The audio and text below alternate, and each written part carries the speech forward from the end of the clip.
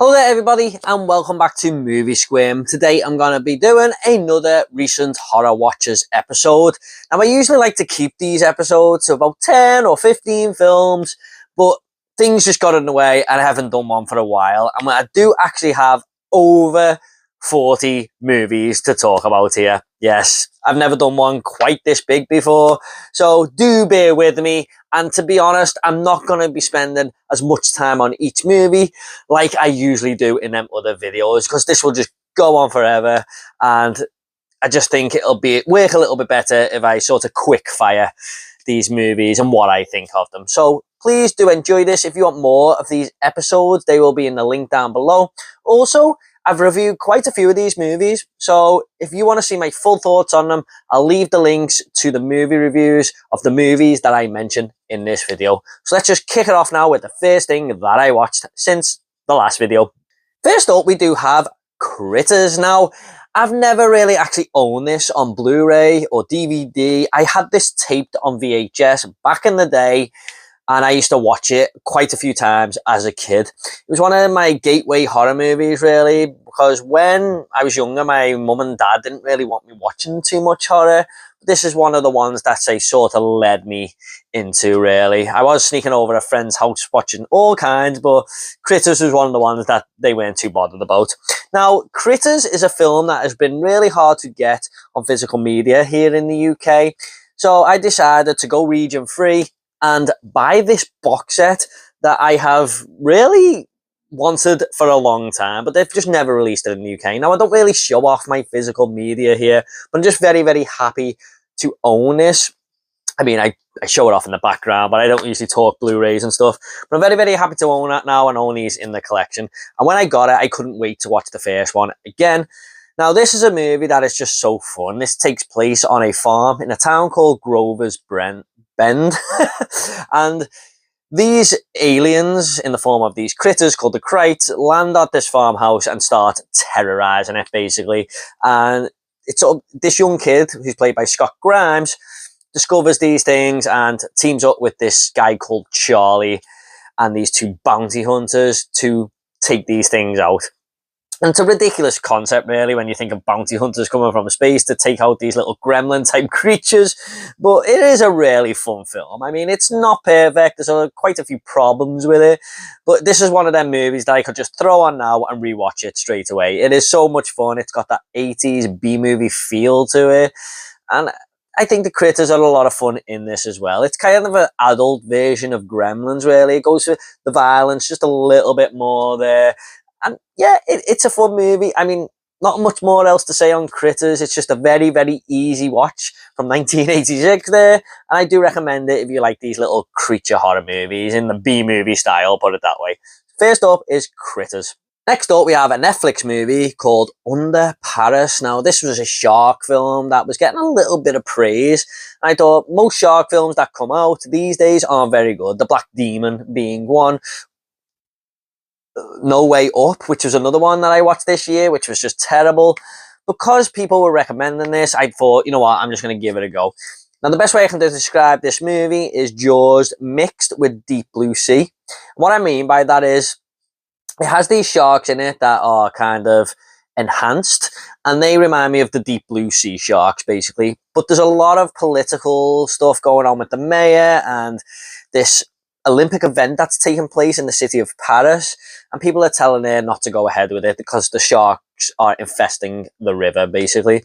So that's what I mean by them two mixing it up together. However, it isn't as good as them two movies, but there was some fun to be had here. This was one of the better shark movies I've seen in quite a while. I liked some of the kills here, especially when the sharks team up and take people out. Like, someone will be in the river and about 6 of these things will just come and devour that person. There's also a scene later on where a lot of people are in the river and carnage just ensues. And I like the whole idea of having this setting in the middle of Paris, like this river that runs through the city and these sharks infesting it, instead of being in the ocean, basically. I thought that was a nice little switch up right there. Now, there are some characters in this movie that I don't really care for too much. And also, there are some character decisions that basically ruin the movie, especially from the mayor. I was screaming at the screen, shouting, "What are you doing?" But it's a passable shark film. I think it's fine. And it will take a little bit of a while to get going. Like the first half of the movie doesn't really have too much shark action, but once it kicks in, it gets a lot more fun and entertaining. So yeah, it's not bad. If you like shark films, probably worth a go. That is Under Paris. Next up, we have a 1980 horror classic, Friday the 13th. And just like that Critters box set there, guys, I did actually purchase this. Showing off a lot of Blu-ray content here today, but this is the Friday the 13th collection, deluxe edition from Scream Factory, and it does contain all of the Friday the 13th movies, including the remake and Freddy vs. Jason. And this is another franchise that I've just wanted on Blu-ray for the longest time. But here we only have an 8-movie box set, and I really wanted this. So another reason to go region 3 was to get the Critters box set and this as well. And it is lovely artwork right there.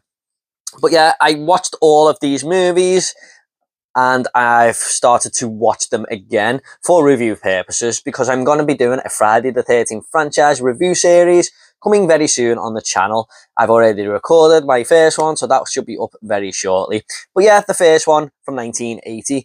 This is a film, just like Critters, I could rewatch over and over and probably never get bored of it. It's just got that fun factor from the 80s, something that people have tried to capture in movies these days, but there's just something there in that decade, wasn't it?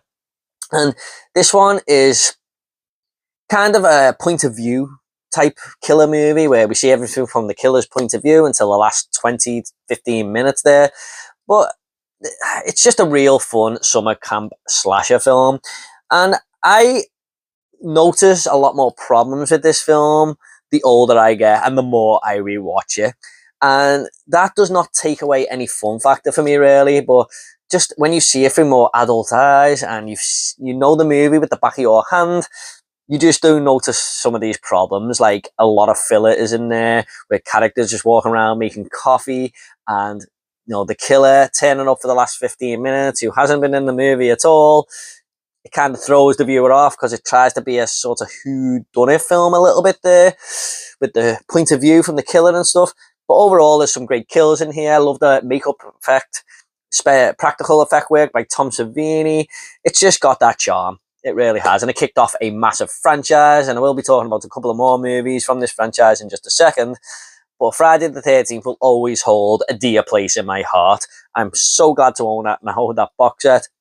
But yeah, I mean, it's just an easy watch. One of them films that is just very simple to get through and don't have to think too much about it. Much like all of the other movies in the series, really. That is Friday the 13th. Next up, we have Friday the 13th Part 2, directed by Steve Marner, who went on to make Halloween H2O, one of the better Halloween movies. And this is a film that I hadn't seen since the DVD/VHS days. Now, Friday the 13th is a franchise that I am not as familiar with compared to Halloween, Nightmare on Elm Street, Child's Play. I mean, I had seen them like back in the day, but it's just one I haven't gone back to for so long until I got this box set, really. I don't know, there's a couple of films in there that I used to rewatch constantly, the first, the third, and Jason X. Most of these I just haven't seen for the longest time. Friday the 13th Part 2, the thing I can say about it is that it is very similar to the first movie. I mean, it just had all the same feels going for it, really. And I did learn to know that this is the whole franchise, really, as you go on. Although some of them are really better than others, even though they're very familiar. But this one, it was fine. I've heard a lot of people say that this is their favourite one. That is the subject of film, isn't it? We all see things differently. There's some good stuff going for this. Some of the kills are decent, especially like that wheelchair kill where the guy sort of gets the machete, I think it's across the face, and then his wheelchair goes down the stairs and stuff. Some of the characters are a little bit better here. The final girl, everyone raves about it. I'm not too sure. She was just fine. But I really like that guy who tells the campfire story in this one. He really sets the scene for the movie, hearing about Jason and stuff like that. And there are some great jump scares in this film. Like, because I hadn't seen it for so long, man, jumped out my skin. One where Jason comes out the bed, you don't expect him to be in there. And then the window jump at the end where Sackhead Jason just jumps through the window there and all the music comes on. I thought that was awesome. Sackhead Jason isn't the best looking Jason. I mean, I don't care what anyone says, that one hole in the sack was just be pissing him off, man. And he looks more like a mountain type guy here who's just come from the mountains with his lumberjack shirt on and stuff like that. But overall, it's a fine sequel. I could, again, like the first one, just watch this right now if someone said, hey, let's watch Friday the 13th Part 2. Such an easy watch, like the franchise is. That is Friday the 13th Part 2. Next up, we have Winnie the Pooh, Blood and Honey 2. Now, I was one of them very few people who got a kick out of the first film, even though it wasn't very good. I still got some enjoyment out of the kills and stuff, because I'm a bit of a slasher fan there, and it just sort of related with me. So, make of that what you will. I don't know if you're going to turn the video off here, because a lot of people do hate that movie. This one was definitely a step up, I feel. Now, the first one is a movie within a movie, so what I'm trying to say is, this massacre in the woods really happened at one point. Then they made the first movie about that massacre, and some character in this movie is watching that first film on the TV, if that makes sense. So basically they're trying to press the reset button with this movie, and I think that was probably a good idea, because now they have more money and bigger budget to make the masks look better, get better actors in there, better production value. They can sort of discard that movie and say, okay, that was a first attempt, now we're really going for it. And I think the actor who played Christopher Robin was a lot better here. And I do think the killer's mask and stuff did look better. There's a newcomer into this film called Owl, who is this real vicious character and is just taking people out left, right and centre. And the movie, halfway through, does move from the woods into the town, which was an interesting little shake-up there. My biggest problem with this movie is that it takes itself way too serious, and I think they've got to have a little bit of humour there. It's Winnie the Pooh, Blood and Honey. This is not some demonic entity film that is trying to be something like The Exorcist or something. It's a silly slasher movie involving ex-Disney characters. So I think you've got to have a little bit of fun there and a little bit of a comedic through line. But no, it just goes for a real gritty story that tries to be very down to earth. And I appreciate that they're trying something with the story there, but you've got to find that balance. And while some of the kills were really good, especially in the first 10 minutes, they do become a little bit overdone, and it's way too many kills at the end where it sort of loses its novelty, and people are just being sliced left, right and centre. I think there's about 40 kills in the last 20 minutes or something there. It just sort of loses its novelty a little bit. But it's a step up. I quite enjoyed it. So that is Winnie the Pooh, Blood and Honey Part 2. Next up, we have a horror classic from 1979 in Ridley Scott's Alien. Now, I have reviewed all the Alien movies on this channel, guys. Like I said, it'll be in the playlist down below in the description. But this is one of the greatest horror movies ever made, possibly the greatest horror sci-fi movie ever made, where a bunch of sort of space workers, I suppose, they're doing a job up there, because space travel is the norm now, intercept a signal, and they have to go and check it out. It's kind of one of their objectives if they come across a signal, and they go and check it out, and they find this sort of egg on this planet, and this thing jumps out, covers one of the guy's faces, and impregnates him with a xenomorph. And I'm sure a lot of you know what a xenomorph is, but basically it ensues into a cat and mouse game where this xenomorph is picking off these characters one by one on this spaceship. Now, this is a very slow building, tension-fueled film. I don't think it's going to be for everyone if you're watching it for the first time today. And when I first watched it, I was a bit like that. But over time, I have simply grown to this film and appreciate it so much. And Ridley Scott is the master of tension building. I kind of prefer stuff like that in movies now when I'm more in my later years, if you like, where as I was a kid, I just wanted carnage, carnage, carnage. And I was addicted to the movie Aliens back then. So this one was really different for me. But the set design on this film is incredible. I can't believe this is over 40 years old. It just looks immaculate and like it was made today. The detail on the Nostromo was unbelievable. I've grown to like a lot of these characters within Dallas, Kane, and obviously Ellen Ripley, who is great in this. What I really like is you don't really know she's going to be the final girl until like the last 30 minutes of the movie there. And it does contain one of the greatest horror movie scenes of all time in the chestburster scene now, doesn't it? So Alien is a masterpiece, really, and I absolutely love it. So yeah, good to revisit this one because Alien Romulus was coming out and I decided to go through the whole franchise. So you'll probably hear me talk about, well, you will hear me talk about some of the other movies very soon. Next up, we have Friday the 13th Part 3, otherwise known as Friday the 13th Part 3D, because back in the day, you could buy some 3D glasses and go and watch this at the cinema, and you can tell that they're really going for that gimmick at times, with like yo-yos going towards the camera and brush handles being poked at the camera and stuff. It's really funny to see this gimmick now as you watch it. But like I said earlier, this is one of the ones that I did used to rewatch. I remember buying the VHS of this, and I used to really love this film. And to be honest, I still do. I think this is one of the strongest Friday the 13th movies out there for quite a few reasons. I think the main character of Chris is the best final girl so far out of these three movies. I think because she's got a bit of a backstory with Jason and sort of getting her revenge a little bit, unbeknownst to her really, but that's how it falls in the movie, is a good story point. It doesn't just throw a group of characters in there and they're to be killed. There is a little bit of a story going on there, although most of the movie is that. I think this has got some fun characters in here, like the guy who is basically just playing pranks all the time, but he's just he just comes out with some funny quotes and stuff. The biker gang in there who are just so wacky to watch, and they come and try and get their revenge for their bikes being knocked over, and Jason takes them out. But there's also like a barn attached to the camp. It doesn't actually mention this being Camp Crystal Lake in this movie, to my memory. It looks very different, but there's a barn attached to the camp, and that's kind of where Jason's all his little shenanigans take place in there, and he's caught to hiding out. I like that aspect of the movie. There's some great kills in here.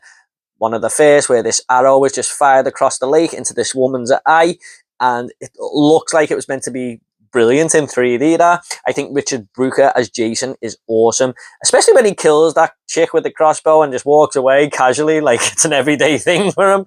But he's really bulky and stuff. He just fits the role, and yeah, it's one of the more fun Friday the 13th films. I just really do like it. I think the third act is awesome, where Jason sort of is chasing this Chris character across the lake and stuff, and he takes his mask off, and he just, oh, it's quite creepy actually. But yeah, I think this is a really solid entry into the franchise actually. So that is Friday the 13th Part 3. Next up, we have The Exorcism. Now, this has got to be my least favourite movie of 2024. This stars Russell Crowe, who was in The Pope's Exorcist, and he is playing another sort of character, like a priest here, but he's playing him in a movie that is sort of taking inspiration from the set of The Exorcist, where all demonic shit was happening, or said allegedly to happen, and this movie is basically trying to be that, where stuff is happening on set of the movie that Russell Crowe is starring in. And he has really lent himself to this subgenre, but I just don't think he fits. He's a wonderful actor, and he was probably the best thing about The Pope's Exorcist. I just don't think he fits into these horror movies. I think he's miscast. And that's weird to say, because he was the best thing about The Pope's Exorcist, but that thing had nothing going for it whatsoever, kind of like this movie. I just found it so boring, dull, characters I did not like. There was so much drama in there that I just didn't care for. I think the director of the movie within the movie is one of the most unlikable characters I've ever seen in a film. It was more like Russell Crowe trying to reignite his career within the movie. Like, he's an actor in the film who's trying to get back on track. And this director's just always screaming in his face and stuff. But I really did not like this film, guys. There's nothing worse than a boring, dull movie that drags and drags and drags, and it seemed to go on forever. This was after Scream Unseen, where it was a movie you didn't know what you were going to see. And when I walked out, I went, what did I see there? Because that was just awful. So yeah, my least favourite movie of 2024, sadly. I do not recommend this film at all. Next up, we do have Critters 2. Now, this was actually a first time watch for me. I had seen the first one and the third one lots of times on VHS, but for whatever reason, I just never got to this one when I was younger, and obviously with having trouble getting it to physical media and stuff, But now I have finally seen it, and I'd heard a lot of times from a lot of different people that this is actually the best Critters movie. And I do agree, really. I think the first one is solid, but this one just had that little bit more fun factor. And I think they added a little bit more comedy in, which for this type of B-movie, little horror creature film, actually works and works to its advantage, I think. Good to see Scott Grimes returning here because Grover's Bend is on attack again from these crates. And we've got Donna Opper, I believe that's his name, who plays Charlie, who's a fully fledged bounty hunter now, which that side of the movie, it's a little bit too weird for me, with the bounty hunters and stuff, but I don't hate it. It just feels a little bit off, I feel, but he returns again to team up with Scott Grimes' character and take on these critters.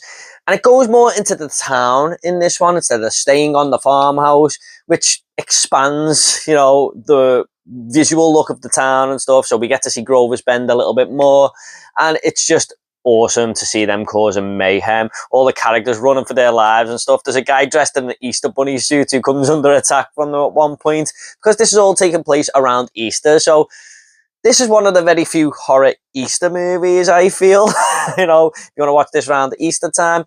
But there is a great moment in this where the Krites sort of all team together and make this massive ball that just ravages through the town and stuff. I thought that was quite a cool moment. But yeah, I had a lot more fun with this one, even though I do love the first than the first movie. I do think it's the stronger film and a solid sequel. So that is Critters 2. Next up, we have Critters 3. Now, this is a movie I used to watch constantly on VHS. It was one of the very first official VHSs that I owned, not taped off the TV, but actually bought in the shops. And I always remember the cover art and everything. I used to watch this constantly. And this sees the critters basically infesting an apartment block. So it's sort of dumbing down from the second one and going back to its roots there, but instead of a farmhouse, within an apartment block. And I do think the main problem with this movie is, apart from it feeling like a very TV movie, which I believe it was just straight to video, the characters in this film just do not help. Like, you don't really care for many of them. Apart from the two main children and Leonardo DiCaprio's character, there are other characters here that just grate on me. There's a guy, I don't know if he's actually Italian, but it feels like a very forced Italian accent. Who's this slime ball who's like the maintenance guy in the apartment. And I hated his guts. I mean, he was just such a bad actor, but also an annoying character. Also, the father to the two children is not a great father, really, and you just don't care what happens to him. And the movie plays on that family dynamic a little bit, but for me, I just didn't care what really happened there. It's easy to say that Leonardo DiCaprio is the best actor in this movie because he is a huge star now, but he really is. I mean, at 15 years old, you can tell that he just is better than all these other actors in the film. So there's some good critter action in there. I particularly like it where they are firing these like needles at people and they're kind of poisoning them, and the people that are kind of, just going in a trance and stuff. I thought that was a good little dynamic to bring to the film. But it's not as much fun critter action as the first two films. Like I said, it's got a very TV movie feel to it. And you're constantly just thinking, why are you going to the roof? Because you should be heading the other way. I mean, what are you going to do when you get there? I don't know. But it's a fine enough movie. It's just not as good as what I remembered. And the first two films are definitely better. So that is Critters 3. Moving on to better things now. And we do have Aliens, directed by James Cameron, the master himself. Now, this is a movie I bought on 4K because I knew I was doing an Alien rewatch before the Alien Romulus come out. And I was really anticipating watching this on 4K, and it did look great. I know a lot of people have got problems with James Cameron's transfers, but I thought it was fine.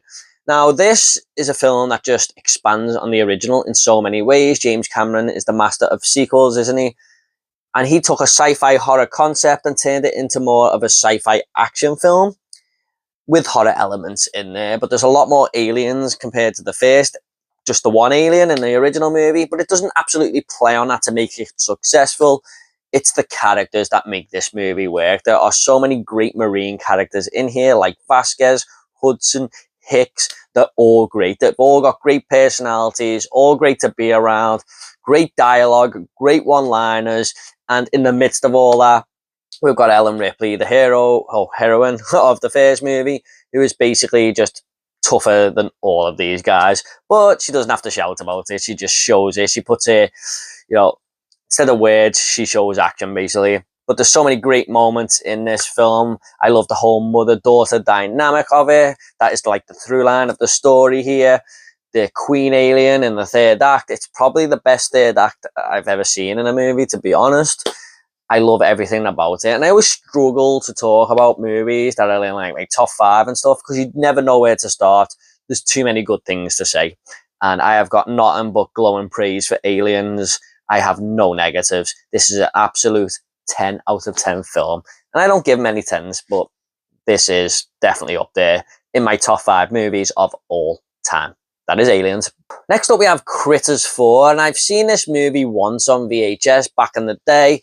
And I remember jack shit about this, because I remember not liking it as a kid. And my God, it is even worse on rewatch. This is basically one of the worst horror movies I have ever seen in my life. The critters are in space now, mixing it up a little bit there, but that is sometimes the death of a horror franchise, isn't it? And I just did not like any moments in this film at all. I gave it half a star on Letterboxd. The critters don't really show up for about past the halfway point of this film, and it is a slog to get there. It's like a very low budget sci-fi TV show look to it. I believe this was straight to video as well as the third one. It looks cheap as hell. The characters are annoying and very unlikable, some of them. And you're just thinking, what is the point? Where are we going here with this?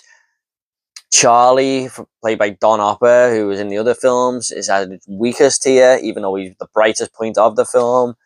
I just didn't like anything about this movie. And it's a very forgetful film. I watched it about a month ago, and I'm struggling to even remember any redeeming factors about it, because there are none. It's just a terrible Critters movie. And no wonder the franchise took 20 odd years to come back with Critters Attack, which I still haven't seen, but this felt like the death of the franchise, and you can see why. Do not recommend this movie, even if you're doing a Critters franchise watch. The turkey of this entire pick, I think, if I was going to pick a turkey for all these 40s movies I'm talking about here. So that is Critters 4. Avoid. Next up, we have The Watchers. Now, M. Night Shyamalan is a great director. I love a lot of stuff that he does, even though lately a lot of it is hit and miss. But this was his daughter's turn. I believe her name is Ishala Night Shyamalan. I hope I'm getting that right there. And this was her directional debut. And I thought this looked a very promising concept going into it. I was very intrigued to what she could do after having a director for a father who has made some of the greatest movies ever made, like Unbreakable and stuff. So I was very much anticipating this film. And this basically sees this woman who is lost in the woods, and she comes across this sort of, I don't know what you can call it, like it's not a house, it's not a cottage, it's like this big glass window with an interior that you can stand in. I can't even, like a compound, let's call it that. And there are rules with the other characters in there that they just have to stand there by the window every night, because these creatures come and watch them, and they're not really allowed to try and escape or make any wrong moves, otherwise there will be consequences, basically. And this main character sort of wants to find out and get to the bottom of it, and starts to investigate this compound and stuff, and it all just goes downhill from there. I mean, good concept, started off very well, but then to some terrible writing in here, because characters are finding things in this compound that you think they would have found there before, because some of them have been there for months and years, and I'm just like, really? Not the most best of unfolding events. I mean, I really didn't care when we found out more about these creatures that are watching them and stuff. It just went downhill and did not stop. It was rolling down the cliff, and this cliff just seemed to go on forever, because this movie dragged like hell, and it just was a huge disappointment for me. It was one of my most disappointing movies of the year, one of my most least liked films. I think I've got it really near the bottom of my most of my movie ranking for 2024. So yeah, disappointing really. I think there's a little bit of talent in there with some of the shots and stuff and what she was trying to do, but ultimately this just fell flat. So I do not recommend the watches. One of the least best, well, one of my least favorite horror movies of 2024. Next up, we do have A Quiet Place Day One, and from a disappointing movie, we do go to a surprising film. Now, it's weird to say that this is surprising because I really loved the first two films, but the way we were going back to Day One, which we'd seen in part two, I just don't think that was needed. And I thought they're just going to go for a big blockbuster action movie here, showing all these creatures attacking New York City. And even though there is quite a bit of that, I was surprised by the story we got here with Lupita Nyong'o and Joseph Quinn's characters, because there is a real chemistry here that really reminded me of The Last of Us with Joel and Ellie, although not to that scale, where them two are just like the opposite ends of the spectrum, but they find each other in this desperate situation and become friends. And there's some real heartfelt moments between the two. And I thought that was fantastic, that they really made a story out of this. They just didn't take the easy route. They really had a character-driven movie. And it's basically a film that teaches us about how to appreciate the smaller things in life, whether that be a song, a cup of coffee, or in this case, a lovely pizza that you love. And it's basically Lupita Nyong'o going to try and find that pizza because she is riddled with disease and she knows she's going to die anyway. And Joseph Quinn sort of comes along for the ride there. But there are some great set pieces here involving the creatures from A Quiet Place. There's some tense moments where people have got to be quiet and stuff like that, of course. That's what these movies play on. And some great camera work and some, I thought when the creatures did kick in with that stuff, I mean, that didn't let it down either. So what it was going for really done well with the character stuff and the horror focus. My main problem is it didn't really expand the lore of A Quiet Place. It didn't give us something extra. It just felt like a very much of a side story until they make Quiet Place Part 3, because this is quite popular now. So although it's a very good film, it doesn't give us anything we didn't know. But it's still one of my favourite horror movies of the year. So that is A Quiet Place Day One. Next up, we have In a Violent Nature. Now, I was really excited about this movie because I'm a huge slasher fan, and seeing this from the killer's perspective, I thought looked like a very unique concept, and I was all for that. And a lot of people really did not like this movie. They say it's boring, but I really did enjoy it.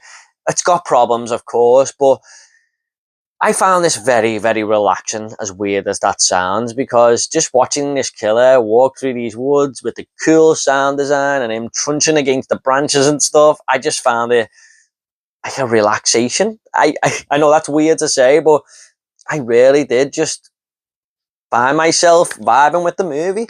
And a lot of people say nothing happens, but I always feel like there's something in front of this killer that is going on, like whether it's people going into the house, whether it's a car driving past, all those elements from the old slasher movies where we know the killer is in the background. It's the characters in the background this time.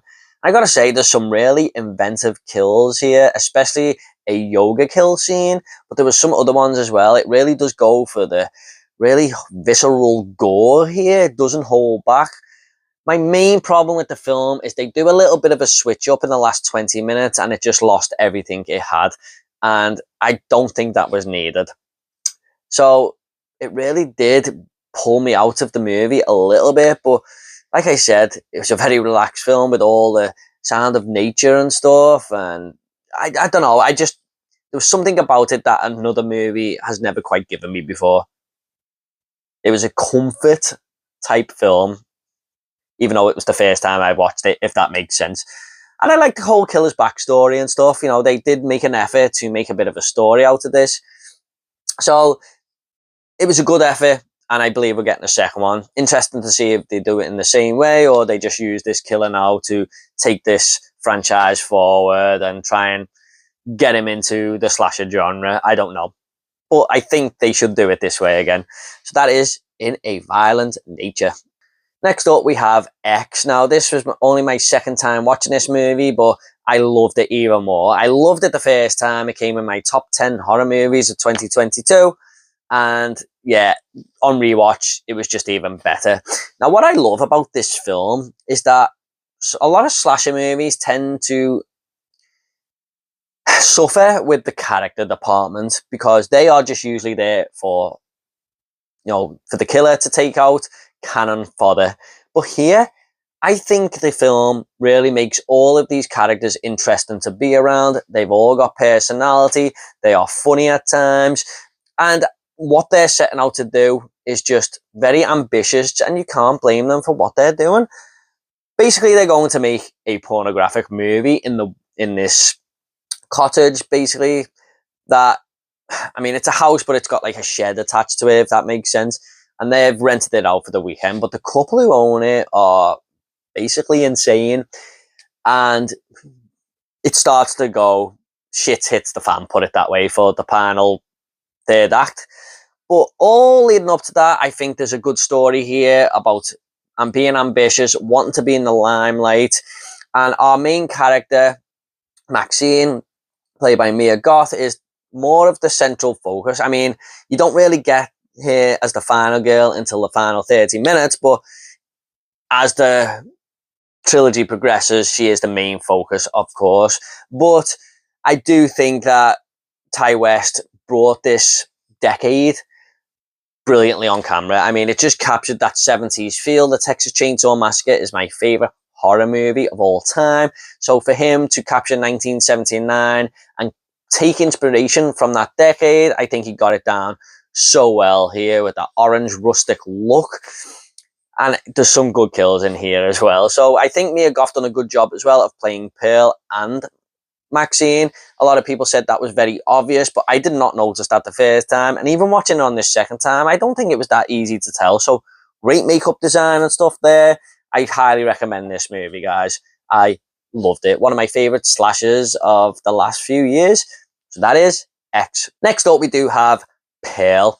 Now, this is Ty West's second movie in this trilogy, but it is actually a prequel to X. And this sees Pearl, who is the older woman from X, as a young girl in 1918 while World War One is on, basically. And she is living on this farm with her mother and her father, who is sort of in a vegetated state. And you really do feel bad for the guy, but she wants bigger aspirations in life. She is ambitious and she wants to get off this farm because she has basically just had enough. And she wants to become this star, which is basically what the characters in X wanted to do. They wanted to get in the limelight, basically. So that through line is carrying on throughout this second film, or this prequel, if you like. But wow, man, the cinematography in this is unbelievable. I can't believe it's the same farmhouse that they used in X, where the color just looks totally different. It looks like a more newer style house, basically, where the first where X had a more rustic, worn down feel. And I believe Ty West said it is actually better to give this a paint job instead of making it look like a more torn down feel like they did in X. It was easier to do this one. But this is like a technicolor fueled nightmare, as I've heard people say. It feels like The Wizard of Oz, the first 20 minutes of The Wizard of Oz, if it was a horror movie. And as the film progresses and things seem harder and harder for Pearl to reach in her grasp what she wants, she goes down a downward trajectory and starts killing people and sort of taking it out on everyone else. And she is obviously mentally unstable. But I thought this movie at first was good, but it grew on me so much more this second time. I had a way more appreciation for it. And Mia Goth is definitely at her best out of these three films in this one. She's got some monologues going on here and there. All of the focus is on her. She's in virtually every single scene in this movie. And it just showcases her talent of how good she is. I think she works so well with Ty West to make this movie happen. And it is an absolute joy to watch. So yeah, my least favourite out of the trilogy. But man, it is so close how much I love all these films. But it grew on me even more on this rewatch. So yeah, Pearl is a fantastic prequel to X. And next up, we do have Maxine, one of my most anticipated movies of the year. And this all takes place in 80s LA, 80s grimy LA, let's say. And this is seeing Maxine Minx from X trying to get out of the porn industry after a successful career and become a movie star. And she lands this role in this new horror film, and things are all going great. But someone is not prepared to let her get on with that and wants to bring her past up, basically. And this all works like a giallo style film. We see the killer walking around, stalking Maxine here and there with the black gloves and just showing half his body from the back and stuff like that. Basically how a lot of movies like Argento had made, put it that way. I mean, I haven't seen all of Argento's films, but the one I have seen, you can see the inspiration that it's took. And I really, really enjoyed this movie. I've seen a lot of people say it was a bit of a letdown and stuff, but for me, I was just loving it. The era it takes place in is just for me. You know, with these characters all on the movie sets and stuff, there's a moment where they go on the Psycho set where Bates Motel is, and that was just great to look at. I really loved Kevin Bacon in this movie.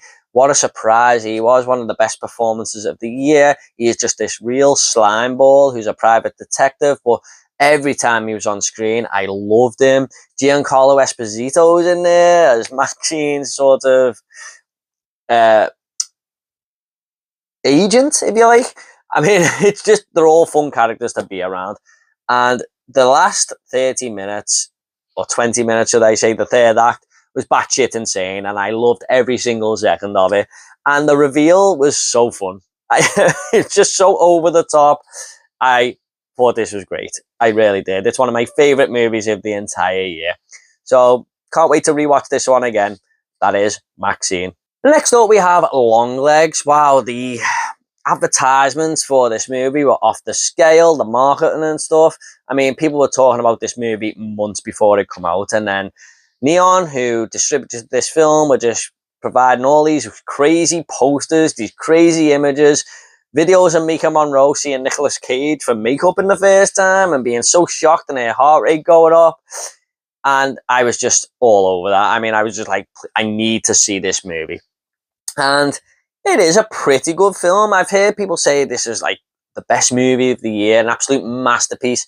I didn't quite see it like that, but it was a good movie and a very interesting one. I think Oz Perkins does it very well behind the camera here, making this, you know, look amazing on screen. There are moments where you're kind of looking at the central character, but you're looking in the background as well, because he's implying that things are going on.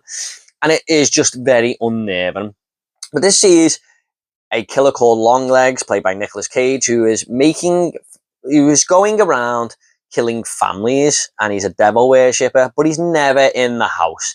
And Mika Monroe is this new FBI agent who basically wants to get to the bottom of it, and she has this unique ability to sort of know things, and that will be explained throughout the movie. But it has a very Silence of the Lambs /7 feel to it, with its own unique story in the way. I mean, it's not them two films, it just has that feel. I thought there was a very creepy moments in this film, but I don't think it's very scary. It's just basically unnerving. But I thought Mika Monroe was excellent. Nicolas Cage was excellent. It's a good idea of how the story is put together. I think it's very clever. I just don't think it hit the heights. I mean, after the movie, I thought that was fine, but I wasn't blown away or anything like that. But I am really looking forward to rewatching this one again, because I've watched so many like spoiler-free reviews and stuff, and when these people are talking about this movie, it makes me just want to go back to it, putting all this stuff together, because it can be a lot to take in first time. I was never really lost or anything, but after the movie, I was still trying to piece it all together, and I just think this will be so much better on rewatch. So yeah, it's a pretty good horror thriller, put it that way. I mean, really gets under your skin at times. Yeah, really good looking film as well, especially all the parts in the snow and stuff. Just has that real cold, gritty feel to it. So that is Longlegs. Next up, we do have, shamefully, a first time watch for me. because I've just never really been able to get hold of this on physical media. I think it went out of print. And I don't know, I've just never got round to this movie. And I know it's hugely popular, but I have finally seen it now. And that is The Return of the Living Dead. Yes. Sorry about that, folks, but I am up to date with this movie now. Now, I was expecting a fun time because so many people love this movie and stuff, and that's exactly what it was. This is basically a breakout of the dead in this chemical factory, really, but a lot of the movie also takes place in this cemetery that's next to the chemical factory, and it's this guy who works at the chemical factory. All his friends are fooling about in the cemetery waiting for him to come out, but he's kind of locked in there with this living dead zombie, basically, and they're sort of trapped and they're trying to find a way out. And Jesse Walsh's dad from Elm Street 2 is in there. He's such a fun character. But yeah, this was full of comedic, zany moments. There was a lot of weird characters in this movie. There's this one chick who's basically just naked all the time and wants to she gets turned on by people getting hurt or killing themselves and stuff. And it's just weird. But I loved all the makeup effects and stuff on the zombies. I love that moment where the zombie sort of gets up, who's in the basement. You know, that's the most iconic scene in the film. And it has a very, very bleak ending, which I wasn't expecting. But yeah, overall, I thought this was a fun time. I didn't love the movie or anything, but I think I would love to rewatch this again sometime soon. And I think it'll resonate a little bit more with me because I kind of know what to expect. But don't have that nostalgia factor or anything for this movie, but I thought it was a pretty fun time. So that is Return of the Living Dead. Next up, we have a film called Ghost Town. Now, this is a Western / horror adventure movie. And this sees this bride who runs away from the altar on her wedding day. She kind of goes missing, so this detective has got to find out where she has gone. And it leads him to this town where a lot of the outlaws that used to live there are now ghosts, and they have kidnapped her, and he's got to try and get her back. And a lot of these outlaws were really vicious characters. I thought they were a great gang of villains there, really. A lot of people in the town are scared of them and stuff like that.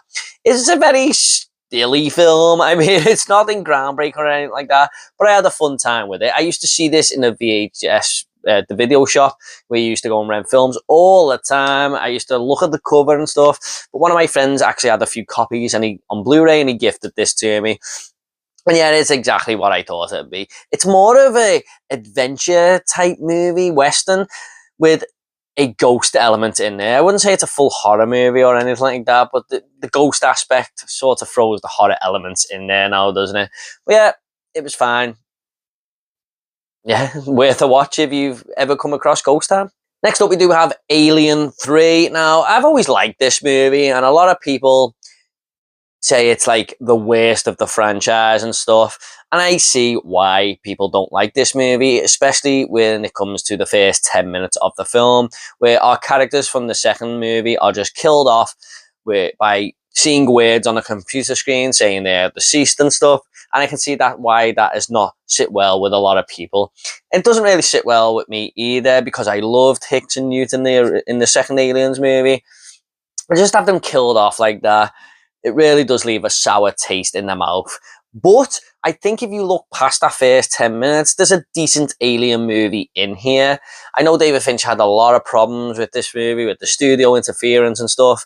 Script rewrites, you know, he's basically working to scripts that are getting changed every 24 hours or whatever. But I kind of like this one. It's a very bleak film. It's quite depressing, but I like the prison location setting. I like the fact that Ripley has got to look over her shoulder now, not just because there's a xenomorph on the loose, but also these prisoners who are very dangerous individuals, haven't seen a woman in years, and they're sort of isolated on this planet. So she kind of got to look over her shoulder for them. But again, she proves that she is the toughest person in here, just like she did in Aliens amongst the Marines and stuff. She got a shaved head in this movie, and I believe that was a big talking point back in the 90s, but I just didn't really notice it all that much. I just got on with the film. There's some good moments in here, some good kills, especially the one where the xenomorph forces that guy into that big, huge fan that's spinning around, and it splatters all over the screen. And, you know, it's got a good cast with Pete Postlethwaite, Brian Glover and stuff like that. Charles Dance, who is a fantastic actor, of course. My main problem with the movie, I mean, I just don't like the end for Ripley. I mean, I think this character deserved such a better send-off after all the shit she's been through. But it kind of feels like since Alien, her life has just been on a downward spiral and goes into that sort of depressing factor, really. And I just wanted a better send-off for her. But I think this works well, going back to its horror roots. Doesn't have too many aliens in, just has the one like the first movie, and it kind of works. It just shows how powerful the xenomorph is.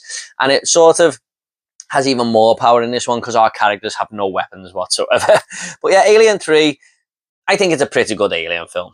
So that is Alien 3. Next up, we have Alien Resurrection. Now, I have never been able to get on with this film over the years, but on this rewatch, I really did appreciate it. I had a lot of fun with it this time around, and it just proves sometimes you can rewatch movies and change your mind. That's why I kind of never get rid of my Blu-rays that I've got behind me and stuff there.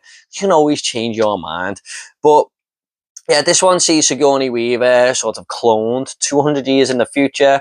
And that was a bit of a mixed aspect about the movie. She's not the Ripley we all know and love from the first three films. She's kind of like an anti-hero in this one, who's basically just saying to people, oh, you're gonna die, these xenomorphs are gonna kill you. And the Ripley I know would be helping everyone as best as she can. But anyway, I think this has a great bunch of characters in this one with Ron Perlman and stuff.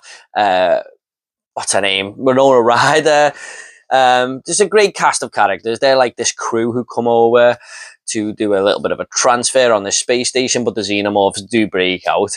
Yeah, it's got one of the best set pieces in any of the Alien films here, the underwater sequence where the xenomorphs are just chasing them through that sort of underwater tunnel type deal thing there. I love that moment of the movie.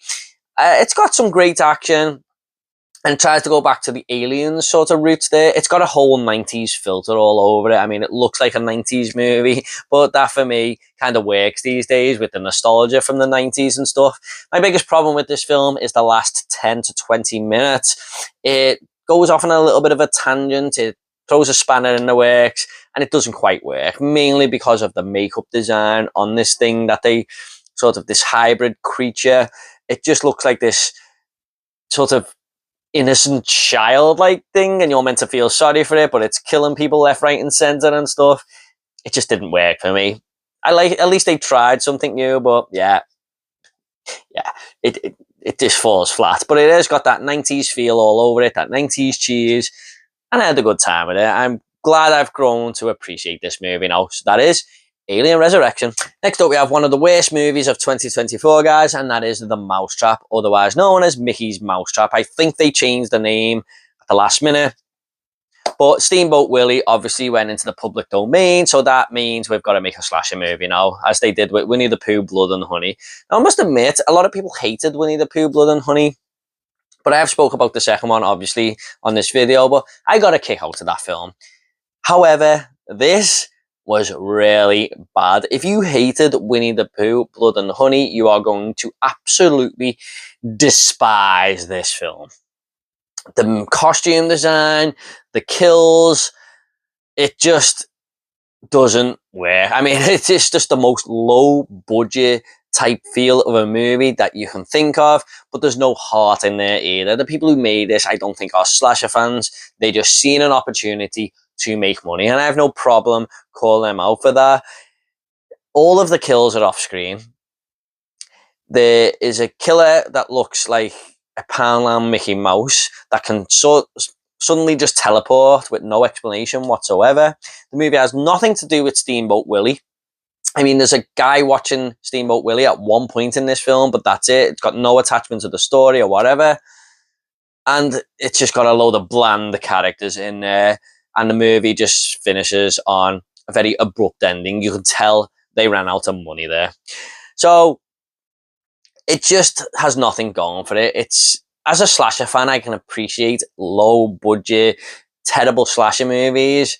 But this one, I just couldn't get on board with it. It was awful, guys. I just do not recommend it. Unbelievably, it's not my worst film of the year. It's actually second to bottom. That is The Exorcism. But this one, yeah, it's just not good, guys. It really is. And if you want to see my full thoughts on it, I'm going to leave my review playlist down below for all these 2024 movies, guys. I will explain it in more detail there. But the only thing I liked about it was the location. It takes place in this arcade, which is a fun little nostalgia feeling. And I liked the look of the movie because it's kind of neon lit. But apart from that, not good. That is The Mousetrap. Next up, we have another movie that I have grown in appreciation for on this rewatch, and that is Prometheus. Now, I did not like this film the first time I went to see it. It was marketed as an alien movie, and it had the Whaling Corp in the trailer and stuff like that. And I was like, directed by Ridley Scott, going back to his baby, but I was so excited. And I just didn't really get any of that until like the last few seconds of the movie. And I came out of this film hugely disappointed. I was just thinking, what was Ridley Scott trying to do there? I couldn't really concentrate on the film too much because I was just waiting for the xenomorph action. But upon returning to this film, I really grew appreciation for it. Enough time has passed for me to get over that. And that is mainly, I mean, it's not my fault because they marketed it that way, but I've got to kind of see the bigger picture there, I suppose. And enough time has passed. And I think Ridley Scott done a wonderful job with this film. It's basically exploring how mankind was first made or who created us and stuff, and tries to go and answer that question with this bunch of astronauts, basically, who want to go off and find the meaning of life. And that is something no one has really found out before. Stephen Hawking spent his whole life trying to figure out how we got here and stuff. And I was kind of along for the ride. I wanted these characters to find the answers. Just thought it was very interesting. It pulled me in. I was fully invested in the film. And there's some great characters in here. Noomi Rapace's character, Dr. Elizabeth Shaw, was someone I really latched onto. You got Idris Elba in there, Charlize Theron. There's some great cast of characters here. I think the movie looks absolutely immaculate. One of the best visually stunning films I think I've ever seen. I mean, I only watched this on Blu-ray. I can't imagine how good the 4K looks, but Ridley Scott made this movie just look like pristine. I mean, it is unbelievable to look at. And some of the creature designs we see here were interesting, but the third act, man, it just totally goes for it and ramps it up to 100. I mean, the movie starts building up a little bit. It's a bit of a slow burn movie like Alien. Once it kicks in, man, it kicks in. And there's so much good in here that I just had a really good time with it. So definitely one that I've changed my mind on. And one of the best Alien films, I think, in the whole franchise. So yeah, that is Prometheus. If you didn't like it the first time, guys, definitely give it another go. Next up, we have the latest M. Night Shyamalan film, Trap, starring Josh Hartnett. Now, I was really looking forward to this one. I thought it looked very interesting from the trailer.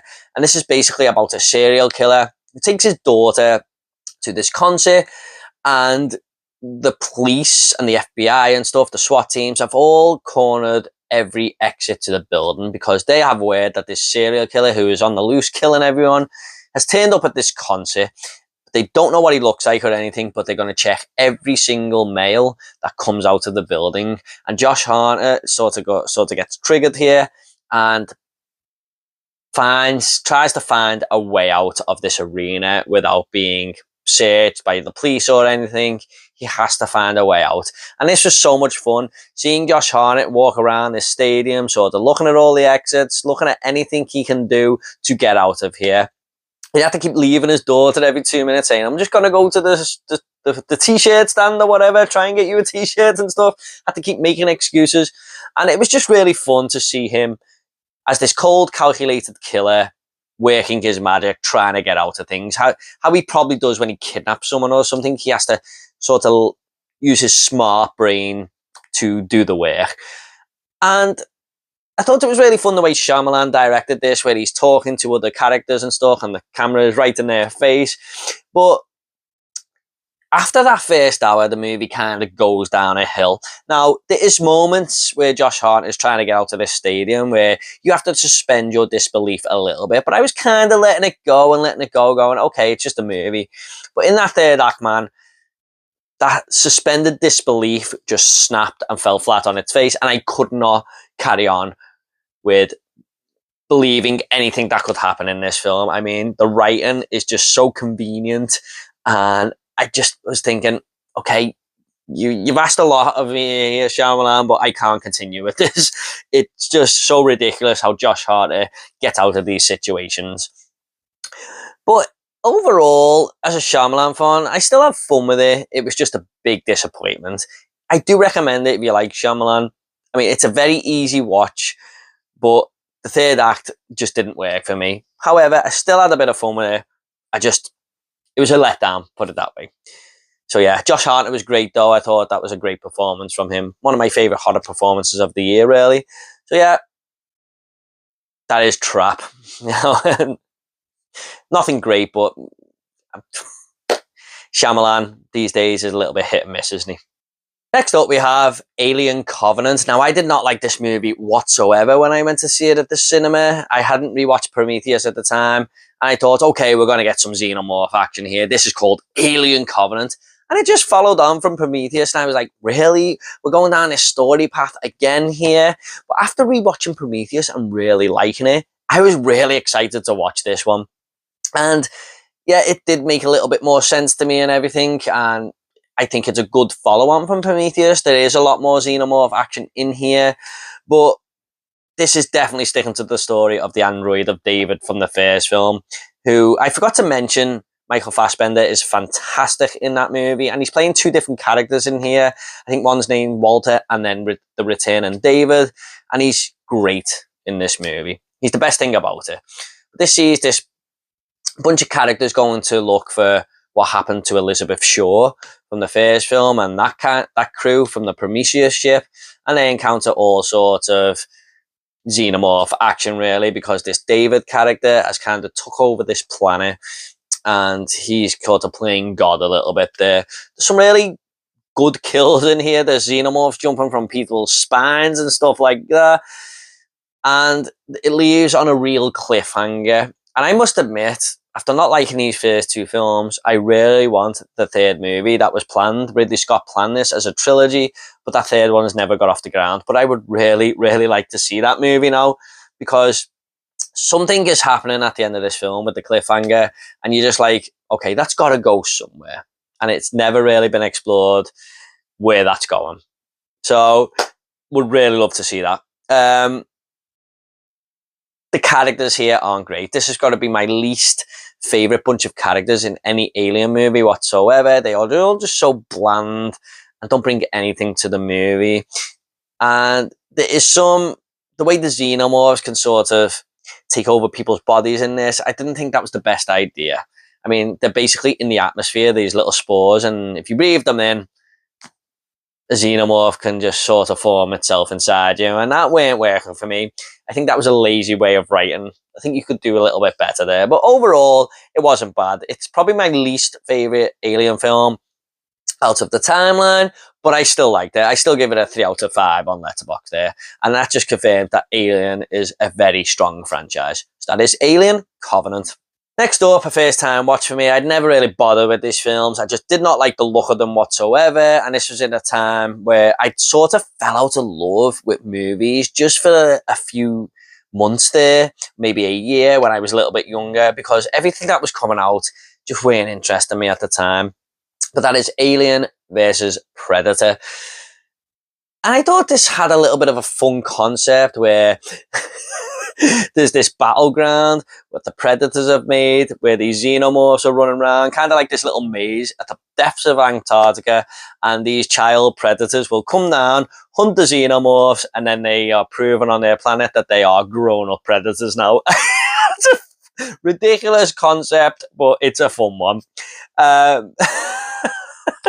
Paul W.S. Anderson feels like he made this film. Oh yeah, that's right, he did. Just got his mitts all over it. And these humans are kind of caught in this event, which happens every 100 years, by the way, but they just happen to get there on the 100th year where this is happening again. And yeah, they get caught in the crossfire with these xenomorphs and these predators battling each other. It's got a very, very early 2000s feel to it. I did not like the costume design here. These predators, you can just tell they're fellas in rubber suits running around. There was some good little moments between the xenomorphs and the predators kind of fighting each other and stuff. But the human characters, they were fine. But there's one moment. I mean, Lance Henriksen's great in this. He's great in everything. But there's one moment in this movie that is imprinted on my mind, and this is my everlasting memory of this film.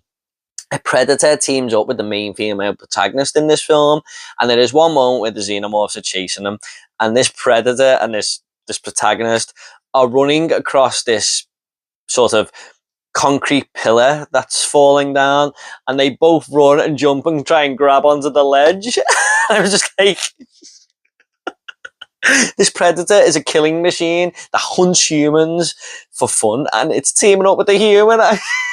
It's just ridiculous to me. So yeah, that really, really did put me off the film. So yeah, I wasn't a huge fan of this, but it was an easy watch. You can have fun with it, but it's got so many problems, I'm afraid. So that is Alien versus Predator. Next up, we have Alien vs. Predator Requiem. And now I have been led to believe that this was the worst movie of all time, and it was just horrible. You can't see anything. It's a terrible movie, blah, blah, blah, blah. And to an extent, then people are right when it comes to how dark the movie is. There are some certain scenes in the sewers and the interiors of buildings where it is very dark. But that is only like a third of the movie. That doesn't excuse it, but I mean, I thought the whole film was like this. And this sees the xenomorphs on planet Earth, and this predator decides to come down on his own, this rogue predator, and sort of take all these xenomorphs out. And what I liked about this one is he doesn't team up with any humans. There are moments where he takes out a few humans, so I like that. You know, he's still a villain.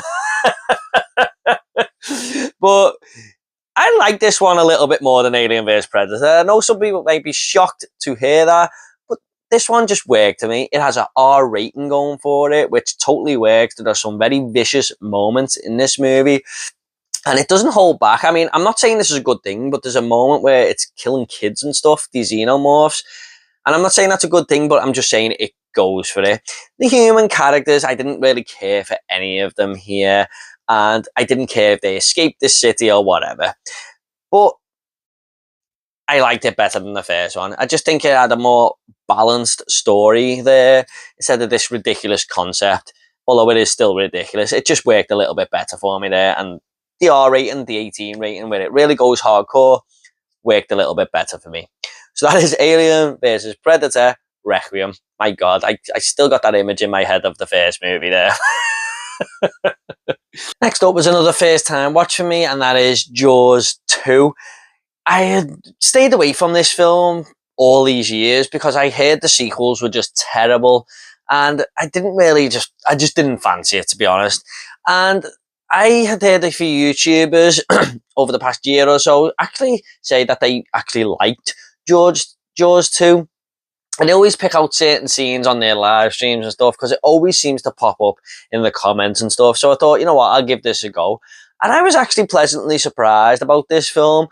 I'm going to use that old cliche now when describing this movie. It's not as good as the first film, but that is totally obvious. There's never been a better shark movie than Jaws, has there? And it was never going to live up to the hype of Spielberg's masterpiece. But this is a fun enough shark movie. I mean, it doesn't do anything special. It's just basically a little bit of a rehash where the shark comes to Amity Island and Chief Brody, played by Roy Schneider, has to sort of deal with it. It's got a great third act in this film. I think a lot of the shark stuff is great here, especially the third act where Roy Schneider has to go and rescue these kids who are stranded with the shark surrounding their boat, really, and they sort of push it towards this little tiny, island that they can take savior on, but the shark is just chomping away at it, and I thought that was fun. There are moments in the middle of the movie as well with the shark and stuff, but it does take a little bit of time to get going. I mean, I do think this movie is a little bit slow paced, but overall it was fine. I think the characters of all the teenage characters and stuff were decent enough. There was no one really annoying in there or anything. It was just a fine shark movie, a decent Jaws sequel, but nowhere near on the level of the first film. So that is Jaws 2. Next up, I went to see Alien Romulus, and I actually went to see this twice at the cinema. It's not something I really ever do, but this film, I had to do it. And I actually got this little popcorn bucket, guys. Really, amazing. First ever popcorn bucket I've bought, but I love this movie that much. I had to have that. But yeah, this is my most anticipated horror movie of the year, and it exceeded my expectations. I absolutely loved this film, and it was even better on rewatch, I've got to be honest. A lot of people have complained about some of the characters in this movie, but on rewatch, I actually grew to like them even more. But this is basically about these teenagers who are living on this planet run by the Whaling Corp, and they basically want out. I mean, they don't want to be working for this company. There is no sun on this planet. It's just dark all the time. And they find a way, they see an opportunity to go to this other planet and live there where the sun shines. But they have to stop off at this space station first to refuel or to get the fuel to take them there. And there's been an alien outbreak on there of facehuggers, basically, and you can only imagine the chaos that ensues. Now, I had a really good time with this. I thought there was some great facehugger, xenomorph action. Fede Alvarez really understood the whole universe of Alien, and I think he's trying to deliver for the fans. There is quite a bit of fan service in here, but a lot of people have complained about that, but I'm a fan, serve me. There was one moment that really didn't hit right. It's a famous quote from one of the other movies, and I was like, oh no, did they really just say that? But apart from that, I was fine with the fan service. Some of the action set pieces were awesome, and the last 20 minutes takes a massive swing and lands for me.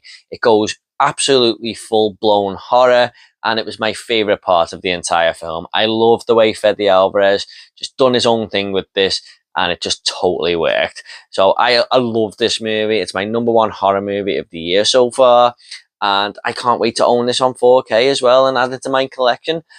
A lot of people have been complaining about the CGI problem as well, and I do agree with that. It is a little bit off-putting, but these are minor nitpicks. I absolutely loved Alien Romulus, and if you're a fan of the Alien movies, I can see you liking this as well. So that is Alien Romulus ×2. Next up, we have a film called Oddity. Now, this is a little indie flick that seems much bigger in scale than what it actually is. I don't know why, it just feels like a bigger budget movie, and I think it's because it's cleverly written and it's very, very well acted. The cast members here all brought their A game. It was like they were A-list celebrities here. I mean, they just were so powerful in their performances. This is basically about this woman who is killed in this massive cottage. I think it's in Ireland, that's what I believe.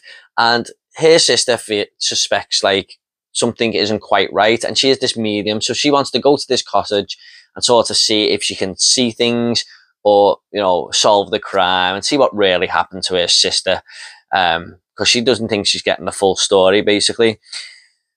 And she brings this mannequin with her. There's like this wooden man who is very freaky looking, and you're looking at him the whole time throughout the film, and you're like, what is he doing? Why is this thing here? Why has she brought it? But it will all sort of come together in the end. I thought it was a really creepy movie, this, at times. There was a moment where I absolutely jumped out of my skin. In fact, there was a couple of moments. I can usually telegraph jump scares, but this one really got me. My wife was laughing her ass off because my leg just went up in the air and stuff. But this was a really clever film. I really enjoyed it.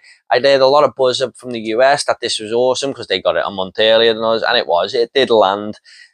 Cool little horror flick, I think, and a very narrow movie. I mean, like I said, it does feel bigger in budget, but it is a very simple movie, but a very simple and effective one. So yeah, I highly recommend this. Obviously, if you're here, you're a horror fan, so definitely check this one out. Next up, we have Blink Twice. This movie kind of came out of nowhere. I think I seen the trailer and then it said it's out next week, and I was like, oh, okay. This is basically about this tech billionaire played by Shannon Tatum. And he invites these two female characters, well, a bunch of female characters, to come and live on his island for a little bit because they met up at a party, and he said, you can have the best time here. You haven't got a care in the world. We'll take care of you. And they go and just party, take drugs, just have a laugh. And they are basically just having the time of their lives. These are just these cocktail waitresses. They've been invited to this island with this tech billionaire, and everyone's just having fun. There's a great cast of characters in this movie. Haley Joel Osment is in there and stuff. Like Christian Slater, love to see him in a more entertaining role here. I need to see more of him these days. Don't really see him much in anything anymore. But anyway, these female characters, one of them starts to suspect something isn't quite right on this island, and things start to unravel. And the movie absolutely hinges on its unfolding of what is going on its mystery. And when it is all revealed, I was satisfied with it, but I thought it had been built up a lot to be something a little bit more and a little bit better. So it was an okay movie. I think Zoe Kravitz done well on a directional debut with some great shots and stuff. She really did make this place look like paradise. But there was a lot of social messaging in there that just wasn't quite landing for me. I'd heard it all before, but it wasn't bad. I gave it a 6 out of 10, but a lot of people seem to have enjoyed this a little bit more than that. But it was fine. It's an easily digestible and watchable movie. I don't think Shannon Tatum actually grabbed this movie by the balls, though. I mean, I thought this was his big chance to show how great he actually is. But I just think he's a very mediocre actor, unfortunately, and this film shows that. So that is Blink Twice. Sorry if you can hear a dog barking in the background there, guys. I don't know what's going on. Just dog started going crazy in the garden next door, but we'll try and get through it. Next up, I watched Milk and Cereal. Now, this is a low-budget movie that cost $800 to make. It's a found footage film, and this just got released on YouTube, and it was making a few waves in the horror community. I thought, you know what? This movie's 60 minutes long. I'm going to jump all over it. I'm going to give it a go. I'm going to see if it's as good as what everyone is saying. And this, Curry Barker, I think the guy's name, who stars in this and directs it, he basically is got a YouTube channel in the film with his friend, and they play pranks on each other and stuff. And these pranks go very extreme. They're trying to out-prank each other all the time, and one of these pranks gets a little bit out of hand, and things start to go down a downward spiral for both characters. But there is a little bit more to it than that. Now, I've got to respect the movie that takes $800 to make, and especially me having a good time with it. I mean, I thought this was well made, well put together, and I think Curry Barker is only going to propel himself from here now. It was interesting. It had me gripped. I mean, first 20 minutes took a little bit time to get into, but once it did, and once I knew what was going on, I was fully invested in this. So I can't give too much away, guys, without giving spoilers, but definitely give this a go if you're a fan of found footage. It's an interesting movie, and it's absolutely free on YouTube. Just type in Milk and Cereal there. So yeah, I was quite surprised by this one. I quite enjoyed it. So that is Milk and Cereal. Next up, we have Beetlejuice. Now, this is another movie that I've just never really got on with, but on this rewatch, I enjoyed it a hell of a lot more. So yeah, there's 3 movies, I think, so far in this list that I've really enjoyed on rewatch. Obviously, Beetlejuice was coming out, so I wanted to check this one out again. Tim Burton is a bit of a hit and miss director for me, but yeah, I did enjoy this a lot more this time. I can see why this movie has a lot of love. And it's just a wacky, zany film with very out there characters. So basically, this couple are killed in a accident. They go back to the house and they realize that they are actually ghosts. And this family move in, or who are a little bit unpleasant, and they try and scare them out the house, basically. But their teenage daughter can actually see them. She's got like this unique ability, played by Winona Ryder. She starts to interact with them all. With these 2 ghosts, and it's fun when they go to, you know, the afterlife, really, and you see all these characters, how they've killed themselves and stuff like that, and sort of walking around with spears put through them and stuff because they've had an accident and stuff like that. That was all fun. I think Michael Keaton is excellent in this movie as Beetlejuice, although he's only in it for about 20 minutes of screen time, if anything like that. He's not really in the movie too much. But yeah, this was a fun movie. Not much more to say on Beetlejuice. I'm sure you've all seen it. Love the whole look of it. It's got Tim Burton's brush painted all over it. And yeah, it's a fun time. I love Catherine O'Hara in this movie. I think she's a wonderful actress, one of the funniest actresses we've ever had. And she's great here as well. So that is Beetlejuice. Much better on rewatch for me. And you can guess what's next. That is Beetlejuice. Beetlejuice, and I've got to say, I did enjoy this sequel just a little bit more than the original. This basically sees the return of I forgot the family's name in it, but Catherine O'Hara and Winona Ryder and stuff. The father has actually died, and they have to go back to the house to sort a few things out and stuff. And Jenna Ortega is the daughter of Winona Ryder in this, and she mistakenly opens the portal to the afterlife because Beetlejuice is back basically. Yeah, a lot of people have complained that there's one too many stories going on here, and I will say it is only one too many. I mean, I thought the whole movie was fine, everything linked together nicely, but they introduced Monica Bellucci's character, who is Beetlejuice's old flame, as this huge villain, and that story really doesn't go anywhere. I mean, I really wish they would have invested a little bit more time in that, because she was quite kick-ass for what they showed us. But overall, this is just a fun film. It's very, very funny. There's some great costume and makeup design here, especially when we go into the afterlife, of course. I think Jenna Ortega and Winona Ryder have the most interesting story because they've got a broken relationship and you want to see them mend it together as the film go on. I got hugely invested in them characters. Catherine O'Hara is back again. I mean, she's just great. I love her in this movie. And there is other characters who come along here for the ride. Willem Dafoe is awesome in this. I had a lot of fun with it. I really did. I mean, I don't see too many problems. A lot of people have been complaining about this film, saying it sucks and stuff like that. But no, I really did like it. Tim Burton back on his A game a little bit there. One of the best films I've seen for him in a while. And a solid sequel. Very happy to see that this is doing very well at the box office as well. So yeah, Beetlejuice was such a fun time. Next up, we have a very, very hard-hitting movie, guys, and I implore everyone to give this a watch. It might not be for you, but it's something totally different and something very unique, especially in the body horror subgenre, and that is The Substance. So this sees Demi Moore, who is a bit of an aging actress, and she's been, removed from her job as this, fitness instructor who's got her own TV show. So because these younger girls are coming through now, and the TV executive just thinks that Demi Moore is too old now. And she finds out about this drug where she can be a younger, better version of herself. And she decides to have a go of this drug, and chaos ensues. Now, I don't really want to say too much more than that. Just go into this movie as blind as possible. If you feel like you need to see a trailer, there is a 1-minute teaser trailer on YouTube. I would watch that. I would not watch the 2.5-minute trailer, really. Just go into this as blind as possible. That gives you an idea of what the movie is like. Now, Caroline Fargay, who directed this film, as being a woman director, I think she gets the message across, what she's trying to portray, really, really well. It's all about women not feeling good about themselves as they get older and stuff, and why we should not really damage our bodies and stuff like that. I think she got all that across really well. I think Demi Moore gives the performance of her career here. I think she is absolutely fucking phenomenal in this film, as well as Margaret Qualley as well. I mean, she's not as great as Demi Moore, but she is very excellent in this film.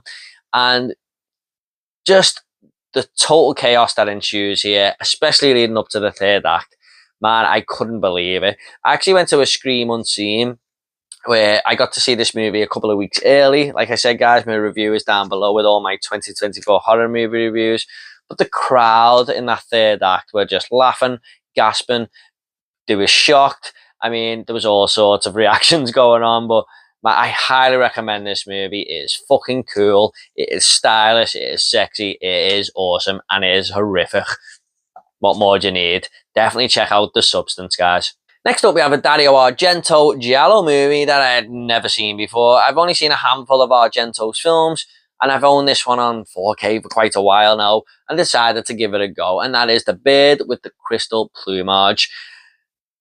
Really, really enjoyed this one, guys. Really wants me to push me to watch some more Argento now. But this is basically about a guy who's just walking down the street, and he sees this woman being attacked through these double glazed, these big glass windows, and she nearly dies. the killer gets away, or the would-be killer. They find out that this guy has been killing people all around the city, and it is up to him to get to the bottom of it. He kind of conducts his own investigation because he's becoming obsessed. He's only an American tourist living, who's in Italy at the time, but he just wants to get to the bottom of it, and he's doing everything he can with the police to find this killer. And yeah, I did not guess the ending or anything, so that's a good sign. I think the movie really does a good job of throwing you off, and yeah, I was very happy with the ending. I love it when whodunit movies. I love it when I don't guess. I like being surprised. I kind of don't like it when I guess because I think the movie hasn't really done its job properly there. But I love these whodunit movies because you can sort of play along with the ride, really. Got all them Jallo feels in there with the black gloves and just filming half of the killer as he walks in front of the camera and stuff like that. Killer's dressed head to toe in black. Yeah, I thought this was a wonderful film. Really loved the way Dario Argento directed it and stuff. It just is an awesome murder mystery movie. So yeah, definitely going to be pushing to see a few more of his films now. I have seen Tenebrae, I've seen Suspiria, I've seen this, and there is another one I've seen. Definitely, I can't remember the name of it. Oh, his latest one, Dark Glasses. So I've heard Opera is great, and a few more. Some people would reckon, oh, the Cat o' Nine Tails. So I really want to check them out now.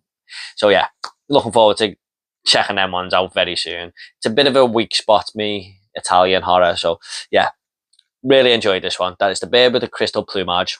Next up, we have Speak No Evil, the remake. I have seen the original film a couple of years ago, and I was thinking, do we really need to remake this film? Seriously?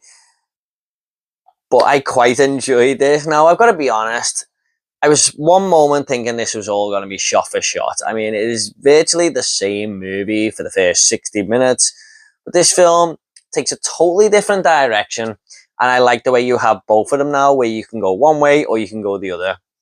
So I'm glad that they done that. I thought by the trailers it was just going to be the exact same movie, but James McAvoy is definitely the biggest positive about this film.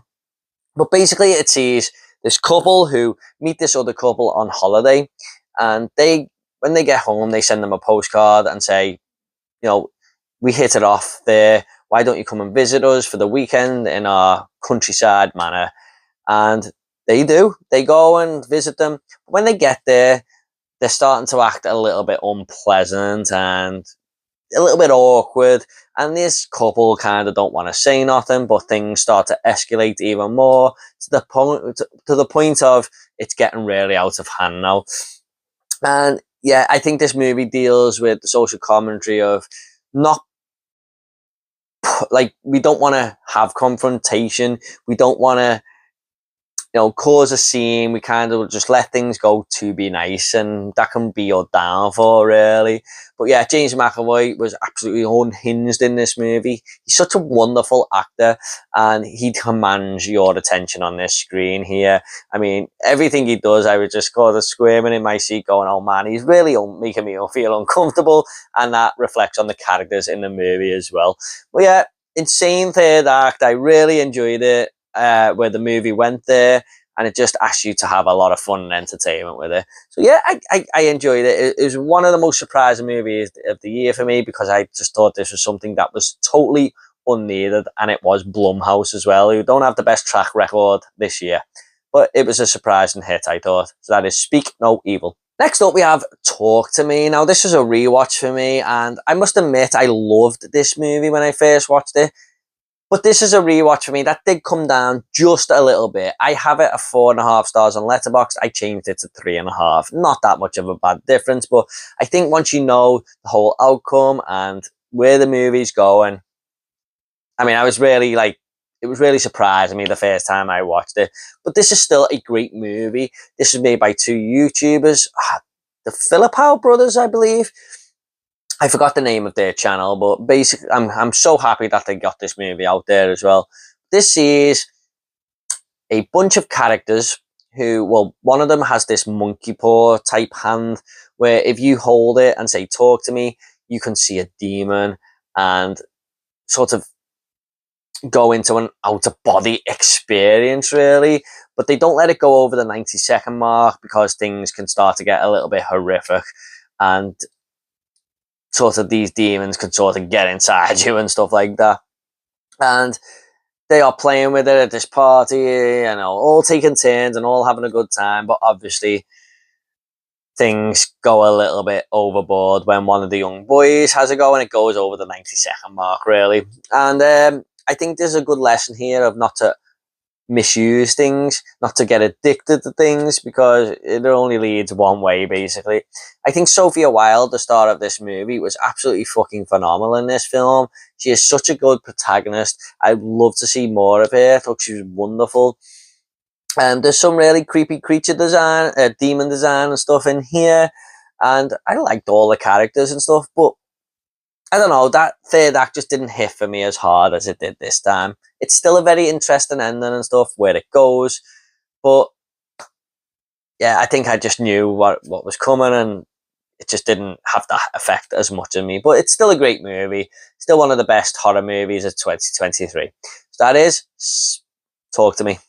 Me and my wife were on a little bit of a Tim Burton kick after seeing Beetlejuice on Beetlejuice. Damn it, I just said that 3 times. Holy shit. But we decided to watch a couple of Tim Burton animated films, and the first one up was Corpse Bride. I'd never seen this before, and I gotta say, man, this was a delight to look at. The visual stop motion in this movie is incredible, and this is basically about this family who want to wed their daughter to this other family's son, and they are sort of being forced into marriage, but they kind of like each other. And the male character in this movie, I think his name's Victor, accidentally brings this other bride back from the dead, and she thinks that Victor wants her and takes him to, the afterlife and stuff like that. And what I liked about this film, it's all like sort of dark, black and white almost, but then when we go to the afterlife, it all lights up, and it should really be the other way around there, I suppose. But some of the character design in this movie was awesome to look at. I always appreciate stop motion. It amazes me how it's done, how people have got the patience to do that. This movie's only like 70 minutes long. It absolutely flew by. Very, very predictable, I suppose, but yeah, it was fine. I enjoyed a lot of the characters in this movie as well. The wacky designs and the voice animation, it was all great. So yeah, a decent Tim Burton movie, I thought. So that is Corpse Bride. And next up, we watched Frankenweenie, and I must say I preferred this one a little bit more than Corpse Bride. I don't know, I just got more invested in the story, and it sort of deals with the loss of a pet, this one, really. There was a lot of Pet Sematary vibes going on in this film, along with Frankenstein, of course. Sort of splices them two films together and makes an animated stop-motion movie out of it. Although it was this stop motion, I mean, it moved very much quicker than the original, than the Corpse Bride. It just seems to flow a lot more. The animation just seemed on a hell of a different scale. But anyway, this sees this young boy, and his name's Victor as well, I believe. I don't know if this is meant to be a prequel to Corpse Bride or something, but he's a much younger boy in this, and his dog is ran over, and he is just down in the dumps. He can't believe that he's lost his best friend, but he is actually really good at science, and he finds a way to bring his dog back. But other characters sort of notice this and try and get a little bit greedy with what this young Victor guy can do, really. And I think there's a lesson there of some things should just be left dead if they're dead. But yeah, really enjoyed the visual look of this movie. This was all in black and white, but that totally worked to its advantage. I thought the dog, Sparky his name is, which is very fitting to sparking him back to life, I suppose, carrying that theme of Frankenstein in there. Was a great little character, I thought, and I really liked the bond between him and Victor. I think his name's Victor anyway, but yeah, just a really heartwarming movie and a good Tim Burton film, one of the best Tim Burton films, I think. So yeah, that is Frankenweenie. Next up, we have an absolutely awesome film, which has been out in the US for about a month before we got it, but I had heard so much greatness about this, and that is Strange Darling, starring Kyle Gallner. Now, I couldn't believe how good this movie was. I mean, there's 6 chapters in this film, but they are told out of sync. So we start with chapter 3, we go to chapter 5, then we go to chapter 1, and that might seem like a little bit of a gimmick, but it is totally justified, and it makes the movie work even better. This is all about a serial killer that's been going around. It just says at the start, the serial killer that was active for 3 years. And we open the movie with Kyle Gallner chasing this woman down, coked up off his head, trying to like shoot her with a shotgun, basically. And I won't say any more than that. You've got to go into this movie as blind as possible, guys. But two great performances here. I'm really sorry I forgot the actress's name, but she was absolutely magnificent in this film. The chemistry between these two characters was great, and it was just throwing me off left, right, and centre. You think you know what's coming, and then the movie just pulls the rug from under you and goes, "Ha, gotcha." And that happens quite a few times. So the way it was all put together, the screenplay and everything, the writing was just absolutely phenomenal. One of the best movies of 2024 for sure. I absolutely loved this film. Definitely check it out, guys, if you get a chance, whether it's on 4K, whether it's on the cinema, digital. Just give this movie a go. You will not regret it. It's fucking fantastic. So that is Strange Darling. And last up, we are at the finish line, guys. Can you believe it? We are here after, what, like 46 movies, I think. And the latest one I watched was actually Pumpkinhead, another first time watch. I'd heard quite a bit about this film, but it was on Amazon Prime and I just wanted to check it out. This stars Lance Henriksen once again from Alien vs Predator and Aliens. Spoke about a few movies with him here, haven't I? And Alien 3, of course. Wow, I think he's in the most movies in this list, definitely. But this sees Lance Henriksen, whose son is killed accidentally by this group of characters. He's run over by a motorbike, and he is really upset about it. Of course, you would be. And he hears that you can bring this demon back called Pumpkinhead, and this Pumpkinhead character will go and take out the people responsible for his son's death. And you kind of feel like some of these characters don't deserve what's coming to them. And Lance Henriksen sort of realizes this after he's brought this Pumpkinhead back, but there's no getting out of it. Pumpkinhead is there to do what he needs to do. But I think the movie spends a lot of time between Lance Henriksen and his son. For the first like half an hour, that's all the movie is, but it really shows their bond and how much he loves his son and stuff. So it's kind of understandable why he goes down this path. So I thought the movie done a good job of that. Pumpkinhead looked awesome, some great practical effects and everything. My biggest problem with this is it's just like the kills. I mean, he's just kind of picking people up and throwing them to one side at times, and it's like, oh, really? I think it was a bit of a bland movie. It was fine. I give it 3 out of 5 on Letterboxd. But overall, I didn't love this movie as much as I thought I might. A lot of people sing its praises, and I thought it was just okay. So yeah, glad to have finally seen it now. I know it's a very popular film, but I didn't love it, guys. It was just okay. So that is Pumpkinhead. But Lance Henriksen was awesome once again. Okay, guys, I hope you all enjoyed this bunch of random horror movies that I've been talking about here. And what did you think of these movies? Which ones do you agree with? Do you not agree with? Please do let me know in the comments down below. Let me know what you've been watching lately in the horror genre. That'd be great to hear, what you've been delving into. And don't forget, if you want more of these, they'll be in the link down below, along with lots of other movie reviews that I've talked about in this video as well. Thanks so much, guys. If you will like to give this video a like and subscribe if horror is your sort of thing, that would really help me out. You take care, and I'll see you on the next video.